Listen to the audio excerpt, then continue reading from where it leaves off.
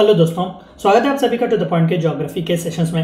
पिछले चंद चैप्टर्स में हम जियोमॉर्फोलॉजिकल प्रोसेस के बारे में बात कर रहे थे। हम एरोजन, डिपोजिशन, किस तरीके से अलग अलग लैंडफॉर्म्स जो है वो बनते हैं घटाव की वजह से या फिर डिपोजिशन की वजह से, इन सभी के बारे में बात कर रहे थे। और हमने देखा कि माउंटेन्स, प्लेट्यूस और प्लेन्स के बारे में हमने बहुत कुछ बात की, लेकिन जाहिर सी बात है कि इनके बारे में भी इन डिटेल डिस्कशन बहुत ही ज़रूरी है। तो आज के इस चैप्टर में हम चंद मेजर लैंडफॉर्म्स के बारे में बात करेंगे, यानी कि जो अलग अलग लैंडफॉर्म्स हमें इस अर्थ के सॉलिड क्रस्ट पर देखने को मिलेंगे, माउंटेन्स हो, प्लेट्यूस हो, प्लेन्स हो, उन सभी के बारे में इन डिटेल हम डिस्कस करने की कोशिश करेंगे। तो आइए शुरू करते हैं। सबसे पहला, सबसे इंपॉर्टेंट जो है वो है माउंटेन्स, यानी कि जो बड़े बड़े पर्वत होते हैं उनके बारे में। Nearly 27% of the world's land surface is covered by mountains. आप देख सकते हैं कि 27% जो दुनिया का पूरा हिस्सा है या एरिया है वो माउंटेन्स ही है। यहाँ पर भी कई लोग रहते हैं माउंटेनियस रीजन में, कई माउंटेनियस कंट्रीज भी हैं। बेस्ट एग्जांपल भूटान आप ले सकते हैं, ये दरअसल एक माउंटेनियस कंट्री है। तो इस तरीके से माउंटेन्स पर भी लोग जिंदगी बसर करते हैं।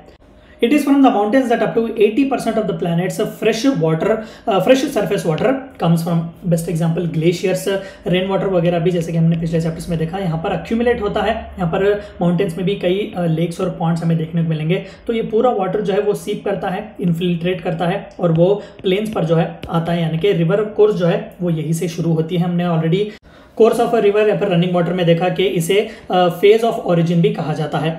According to Food and Agricultural Organization, about 12% of the world population lives in mountains, but over 50% are directly or indirectly dependent on mountainous regions. कई रॉ मटेरियल्स भी हमें वहाँ पर देखने को मिलते हैं, कई वुड प्रोडक्ट्स वगैरह या फिर कई अल्पाइन जो वेजिटेशन जिन्हें हम कहते हैं, इस तरीके के रिच और एक्सोटिक लोकेशंस वहाँ पर देखने को मिलते हैं। वहाँ पर इस तरीके के वेजिटेशंस और टूरिज्म की जब आप बात करें तो माउंटेनियस रीजन्स जो है वो हमेशा से एक टूरिस्ट डेस्टिनेशन की तरह वो बहुत ही पॉपुलर है। तो इस तरीके से 50% ऑफ द पॉपुलेशन डायरेक्टली और इनडायरेक्टली पूरी दुनिया भर में डिपेंड करते हैं इन माउंटेन और माउंटेन के रिसोर्सेस पर। क्लासिफिकेशंस ऑफ माउंटेन्स, तो ये देखते हैं कि इन माउंटेन्स में किस तरीके से हमें क्लासिफिकेशंस देखने को मिलते हैं, यानी कि अलग अलग टाइप के माउंटेन्स हमें देखने को मिलते हैं। सबसे पहला fold mountains. Best example Himalayas आप इंडिया में ले सकते हैं, या फिर यूरोप में जो एल्प्स के माउंटेन्स हैं वो भी फोल्ड माउंटेन्स हैं। दूसरे माउंटेन्स जो है वो है ब्लॉक माउंटेन्स, जो कि सियरा नेवाडा नॉर्थ अमेरिका में है। देखिए, फोल्ड माउंटेन्स का माना दो कॉन्टिनेंटल प्लेट्स अगर एक दूसरे से क्रैश होते हैं या फिर एक दूसरे के करीब आते हैं तो वहां पर जो ऊपरी तल पर जो सॉलिड क्रस्ट होता है वो किसी ना किसी तरीके से फोल्ड हो जाता है, यानी कि यहाँ से भी प्रेशर पड़ रहा है और यहाँ से भी प्रेशर पड़ रहा है, यानी कि दो कॉन्टिनेंटल प्लेट्स जो है वो एक दूसरे के साथ जो है वो कोलाइड हो रहे हैं। तो बीच का जितना भी सॉलिड क्रस्ट है वो जाहिर सी बात है कि वो प्लेन था, लेकिन इन दोनों की प्रेशर की वजह से वो एक माउंटेन की तरह यहाँ पर फॉर्म होता है।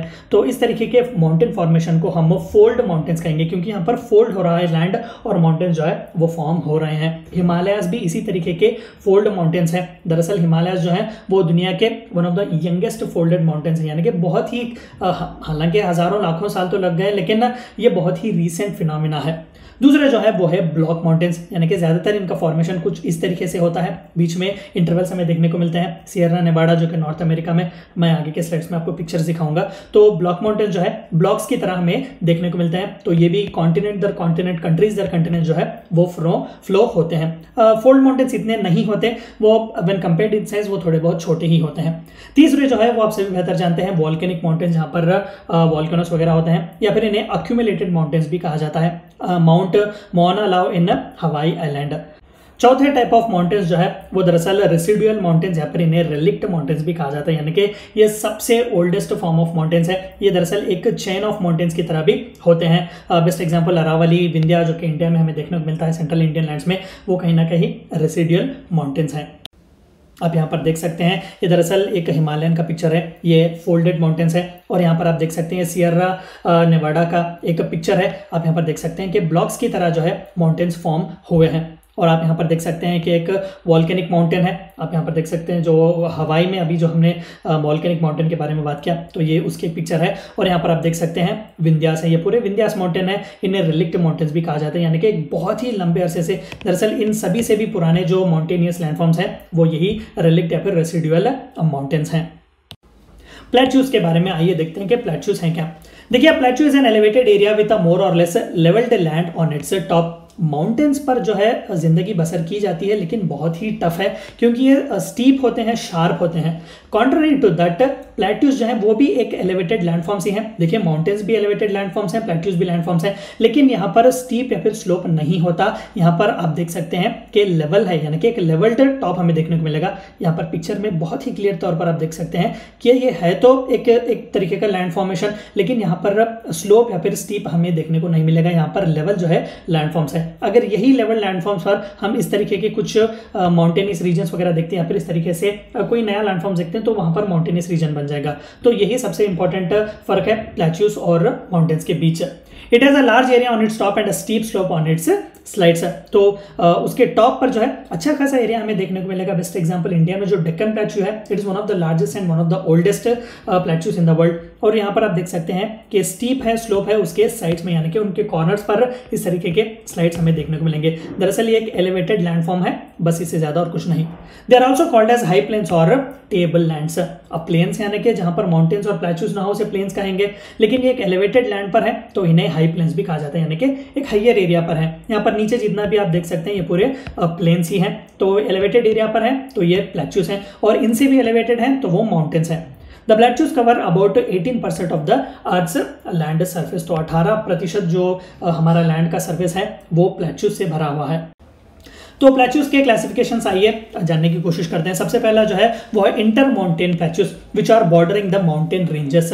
जो माउंटेन रेंजेस के बीच में हमें प्लेट्यूज देखने को मिलते हैं उन्हें इंटर माउंटेन प्लेट्यूज कहा जाता है। ये भी कहीं ना कहीं इसी तरीके के कॉन्टिनेंटल पुश की वजह से बनते हैं, लेकिन ये ज्यादातर दोनों माउंटेन्स के बीच जो है वो बनाए जाते हैं, या फिर बीच जो है वो नेचुरली अक्कर होते हैं। तो इस तरीके के एलिवेटेड लैंड्स को जो है हम इंटर माउंटेन प्लेट्यूज कहेंगे। दूसरा जो है वो है pi d mount plateaus which is situated at the foot of a mountain. Mountain के दरअसल बिल्कुल फुट पर ही जो है हमें इस तरीके के प्लेट्यूज देखने को मिलेंगे। यहाँ पर प्लेन है, यहाँ पर प्लेट्यू और यहाँ पर माउंटेन है। तो इस तरीके के एक टाइप ऑफ प्लेट्यू को हम पाइड माउंट प्लेट्यूज कहेंगे।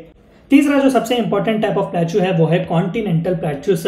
हमें ज्यादातर तौर पर इसी तरीके के प्लेट्यूज हमें दुनिया भर में देखने को मिलेंगे। It is formed by an extensive continental upliftment. Continental का जो क्रस्ट है, जो रीजन है, कॉन्स्टेंटली वो जो अपलिफ्ट होता है टेक्टोनिक प्लेट्स की वजह से या फिर प्लेट्स की मूवमेंट की वजह से, जो मूवमेंट की वजह से इस तरीके के अपलिफ्टमेंट आते हैं लैंड्स में, उस तरीके के हाई लैंड्स को प्लेट्यूज कहा जाता है, खासकर कॉन्टिनेंटल प्लेट्यूज कहा जाता है। ये माउंटेन्स के आसपास नहीं होते। अगर माउंटेन्स के आसपास भी होते हैं तो ज्यादातर इनका formation is because of extensive continental upliftment, यानी कि कॉन्टिनेंटल प्लेट्स के ज्यादातर अपलिफ्ट होने की वजह से ये रीजन्स फॉर्म होते हैं।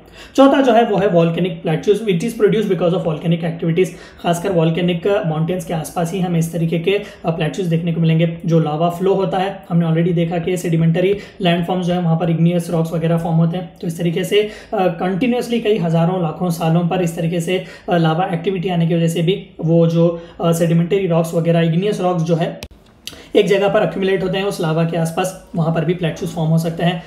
आखिरी पांचवें जो है वो है dissected plateaus, areas that have been severely eroded. तो होंगे ये प्लेन्स ही या फिर माउंटेन्स, लेकिन ज्यादातर रनिंग वाटर की वजह से या फिर विंड वगैरह की वजह से ज्यादातर ये एरोड हो चुके हैं। तो इन प्लेट्यूज के बीच में कहीं ना कहीं हमें पॉटहोल्स की तरह रीजन्स देखने को मिलेंगे या फिर वहां पर एरोजन्स हमें देखने को मिलेंगे। तो इन्हें डिसेक्टेड प्लेट्यूज भी कहा जाता है। प्लेन्स, अब जाहिर सी बात है कि माउंटेन्स हमने देख लिए, प्लेट्यूज भी हमने देख लिए, तो अब प्लेन्स के बारे में देखते हैं। Plains are the most important landforms found on the earth surface. क्योंकि ये ज्यादातर यहाँ पर कोई रिस्क भी नहीं होता, क्योंकि माउंटेनियस रीजन्स या फिर प्लेट्यूज जो है वो एलिवेटेड हाईलैंड्स हैं। यहाँ पर कांस्टेंट चेंज जो है वो हो रहा है, किसी भी तरीके का चेंज यहाँ पर कभी भी आ सकता है। तो प्लेन्स जो है वो ज्यादातर बहुत ही इंपॉर्टेंट है। A plain is nothing but a low lying relatively flat land surface with a very gentle slope and a minimum local relief. देखिए जो माउंटेन या प्लेट्यू नहीं है वो प्लेन है, यहाँ पर किसी भी तरीके का एलिवेशन नहीं है, अगर है भी तो बहुत ही स्लाइट होता है, ज्यादातर स्टीप या स्लोप नहीं होता, बहुत ही जेंटल होता है। About 55% of the earth's land surface is occupied by these plains. तो सबसे ज्यादा अगर दुनिया भर का रीजन कुछ है, क्रस्ट जो कि सॉलिड क्रस्ट किसी अगर एक लैंडफॉर्म में वो है तो वो प्लेन्स हैं। Most of the plains have been found by deposition of sediments brought down by the rivers. जो माउंटेन्स, जो प्लेट्यूज से रिवर्स वगैरह जो गुजरते हैं, जो हमने जो ऑलरेडी देखा कि ओरिजिन पॉइंट और ट्रांजिशन पॉइंट से जो निकलते हैं, तो इसी ट्रांजिशन रीजन में हमें ये प्लेन्स के फॉर्मेशंस देखने को मिलेंगे। इन्हीं रिवर से जो कोई भी डिपोजिशन आते हैं, जो कोई भी सॉइल के सेडिमेंट्स वगैरह आते हैं, वो आकर इन प्लेन्स को जो है बनाते हैं और बहुत ही फर्टाइल होते हैं प्लेन्स। बेस्ट एग्जांपल इंडिया में जो यूपी बिहार का जो गंगा का फर्टाइल प्लेन्स हम कहते हैं, वो दरअसल प्लेन्स ही हैं। Beside rivers, some plains also have been formed by the action of wind, moving ice and tectonic activities. तो हवा की वजह से भी इस तरीके के प्लेन्स फॉर्म हो सकते हैं, मूविंग आइस ग्लेशियर्स की वजह से भी, और टेक्टोनिक एक्टिविटीज यानी कि अर्थक्वेक्स वगैरह की वजह से भी इस तरीके के प्लेट्स हमें या फिर इस तरीके के प्लेन्स हमें फॉर्म होने को देखने को मिल सकते हैं।